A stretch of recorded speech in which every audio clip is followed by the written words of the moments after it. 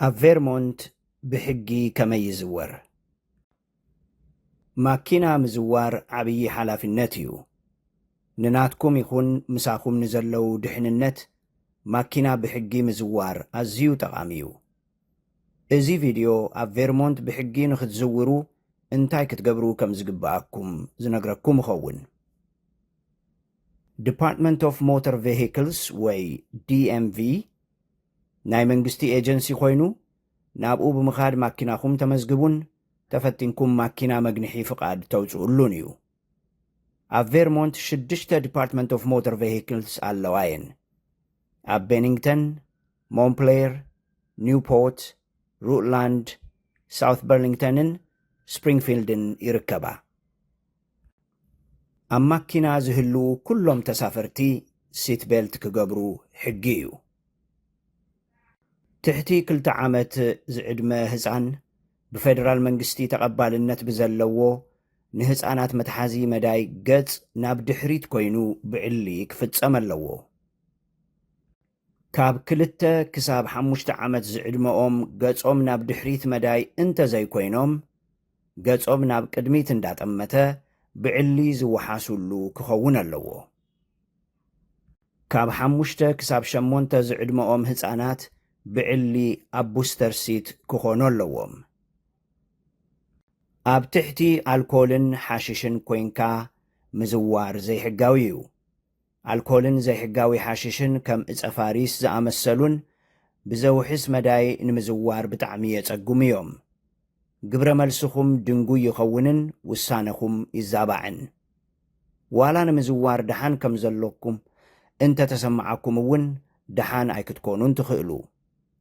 ገለ ፈውስታት እንተወሲድኩም ወይ ካብ ሹቕ ብዘይ ሓኪም ትእዛዝ ዝግዛእ ድቃስ ዘምጽእ ፈውሲ እንተኾይኑ ናይ ኣዒንትኹም ምርኣይ ተኽእሎ የዛብዕ ወይ የዙረኩም ስለ ዝኾነ በጃኹም ንሓኪምኩም ነዚ እንዳወሰድኩም ምዝዋር ደሓን ስለ ምዃኑን ዘይምዃኑን ሕተቱ። ኣብ ቬርሞንት ብዘሎ ሕጊ ከም ቴሌፎን፣ ታብሌት ወይ ድማ ላፕቶፕ እንዳዘወርኩም ክትጥቀሙ ኣይትኽእሉን። እዚ ማለት እውን እንዳዘወርኩም ናይ ጽሑፍ መልእኽቲ ክትሰዱ ኣይትኽእሉን። ኣብ ቬርሞንት እትነብሩ ኣብ ቬርሞንት እውን ክትዝውሩ ትደልዩ እንተኾይንኩም ናይ ቬርሞንት ፍቓድ ማኪና መግንሒ ክተውፅኡ ግዲ እዩ። ብዘይ ሕጋዊ ፍቓድ ምዝዋር ዘይሕጋዊ ስለ ዝኾነ ኣብ ቬርሞንት ጠጠው ከብልኹምን ማኪናኹም መንጢሎም ክሕዙን ይኽእሉ እዮም። እዚ ማለት ፖሊስ ይወስድዎን ንስኹም እውን ናብኡ ከድኩም መንነትኩም ኣርኢኹም መቅጻዕቲ ከፊልኩም ክተውፅእዎ ትግበሩ ኢኹም። እዚ መቕጻዕቲ እውን ማኪናኹም በብመዓልቱ ኣብዚ ስፍራ ኣብ ዝጸንሐሉ ኩሉ ይውስኽ እዩ። ካብ ካሊእ ግዝኣት ናብ ቬርሞንት እንተግዒዝኩም ኣብቲ ካሊእ ግዝኣት እውን ሕጋዊ ፍቓድ መግንሒ ማኪና እንተነይሩኩም ናብ ናይ ቬርሞንት ዲፓርትመንት ኦፍ ሞተር ቬሂክልስ ቤት ጽሕፈት ብምኻድ ብ60 መዓልቲ ውሽጢ ናይ ቬርሞንት ፍቓድ መግንሒ ማኪና ምውፃእ ይግባእ እዩ። ናይ ቬርሞንት ነባራይ ኮይንኩም ግና ጌና ፍቓድ ማኪና መግንሒ ዘይብልኩም እንተኮይንኩም ቅድሚ ፍቓድ መግንሒ ማኪና ምርካብኩም ፍቓድ መምሃሪ ክትረኽቡ ይግባኣኩም። ናይ ቬርሞንት ፍቓድ መምሃሪ ክትረኽቡ እውን ናይ ቬርሞንት ፍቓድ መርመራ ክትሓልፉን ግቡእ ክፍሊት ክትከፍሉን ይግባእ። ነዚ ናይ ፍቓድ መርመራ ንምውሳድ ዕድመኹም እንተነኣሰ 15 ክኸውን ኣለዎ። ዕድመኹም 15፣ 16 ወይ 17 እንተኾይኑ ድማ ናይ ወለድኹም ወይ ሕጋዊ ሓብሓቢኹም ፍቓድ ከድልየኩም እዩ። ቅድሚ ነቲ መርመራ ምውሳድኩም ወለድኹም ወይ ሕጋዊ ሓብሓቢኹም ኣብ ቅጥዒ ክታሞም ከስፍሩሉ ኣለዎም። DMV እውን ኣብ ናይ ጽሑፍ መርመራ ይኹን ኣብ ናይ ምዝዋር ወይ ናይ ጎዳና መርመራ ክሕግዙኹም መተርጓማይ ይፈቕዱ እዮም። ናይ መምሃሪ ፍቓድ ንምውፃእ ክተመልክቱ እንተደሊኹም ብዝሓለፈ 2 ዓመታት ውሽጢ ዘሎ ናይ ምዝዋር ድሕረ ባይታኹም ጽሩይ ክኸውን ኣለዎ። ዘወርቲ ትራፊክ ሕግጋት ምስ ዘኽብሩን ትኬት ወይ ሓደጋ ምስ ዘይብሎምን ጽሩይ መግንሒ ፍቓድ ኣለዎም ይበሃል።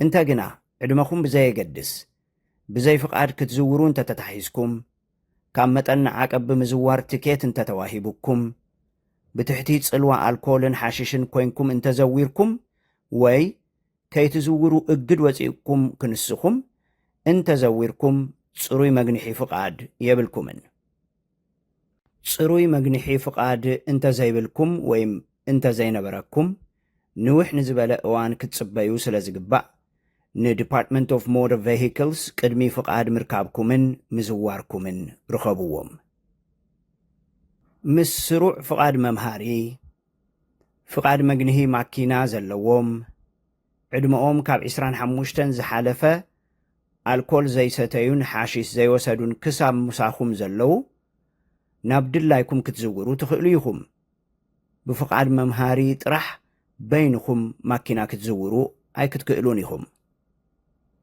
ኣብ ዝኾነ ግዝኣት ቅድሚ ምዝዋርኩም ናይቲ ግዝኣት Department of Motor Vehicles ረኺብኩም ብቬርሞንት ፍቃድ መምሃሪ ምዝዋር ይከኣል ስለምዃኑ ረኣዩ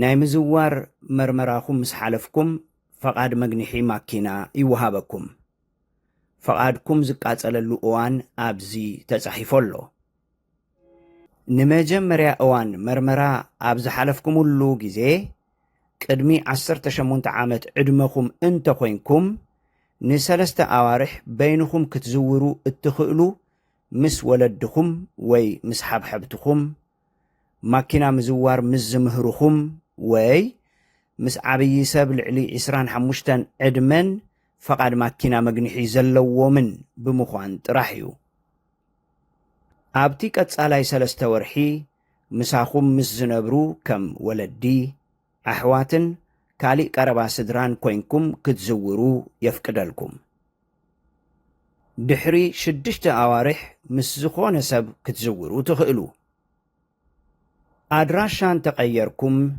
ንዲፓርትመንት ኦፍ ሞተር ቬሂክልስ ክተፍልጥዎም ከም ዝግባኣኩም ዘክሩ ስለምንታይ ክሕደስ ኣብ ዘድልዮ እዋን ብቐሊሉ ከዘኻኽርኹም ምእንታን ፈቃድ መግንሒ ማኪና ንምውፃእ ቅድሚ ናይ ምዝዋር ወይ ናይ ጎዳና መርመራ ምግባርኩም ገለ ዝርዝራት ወረቓቕቲ ሒዝኩም ክትመፁ ይግባኣኩም እዩ ናብዚ መርበብ ሓበሬታ ብምኻድ ነተን ዝርዝራት ርኸቡ ነዘን ዝርዝራት ኣብዚ ቪድዮ ርእቶ መውሃቢ እውን ትረኽብወን ድራይቨርስ ፕሪቪሌጅ ካርድ ብዘይ ሶሻል ሴኪሪቲ ኣብ ቬርሞንት ብሕጊ ንኽትዝውሩ ዝገብር እዩ ቬርሞንት ድራይቨርስ ፕሪቪሌጅ ካርድ ወይ DPC ነቶም ሶሻል ሴኪሪቲ ዘይብሎም ወይ ሕጋዊ መንበሪ ከም ዘለዎም ከርእዩ ንዘይከኣሉ ዝኸውን እዩ ንድራይቨርስ ፕሪቪሌጅ ካርድ ንምምልካት ተወሳኺ መረዳእታ ንምርካብ ናብዚ መርበብ ሓበሬታ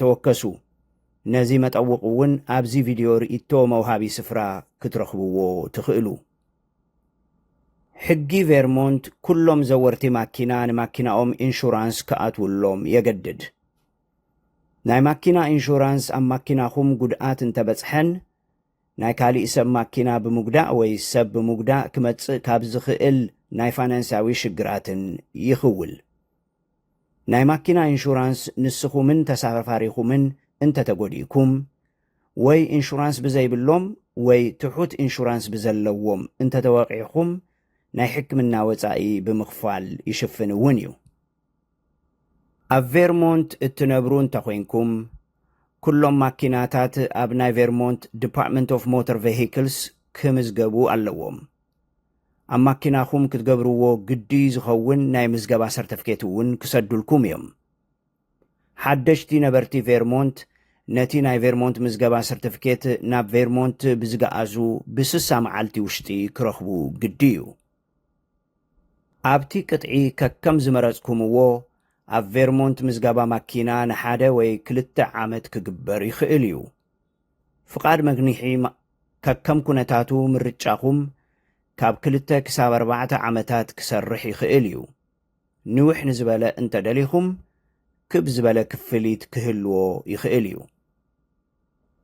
ኩሉ ማኪና ቬርሞንት ዝምዝገብ ኣብ ሕጋዊ ፈቃድ ዘለዎ መመርመሪ ስፍራ ዓመታዊ ናይ ድሕንነት መርመራ ምስ ዝሓለፈ እዩ እዚ ድማ ኢንስፔክሽን ስቲከር እንታይ ከም ዝመስል ዘርኢ እዩ ፖላይስ ኣብ ቬርሞንት ዘይተመርመረ ማኪና እንተዘዊርኩም ወይ ዝተቓጸለ ስቲከር እንተለኩም ደው ከብልኹምን ክቐጽዑኹምን ይኽእሉ እዮም። ብደሓን ዘውሩ፣ ብሕጊ ዘውሩ፣ ህይወት ስለ ዘድሕን።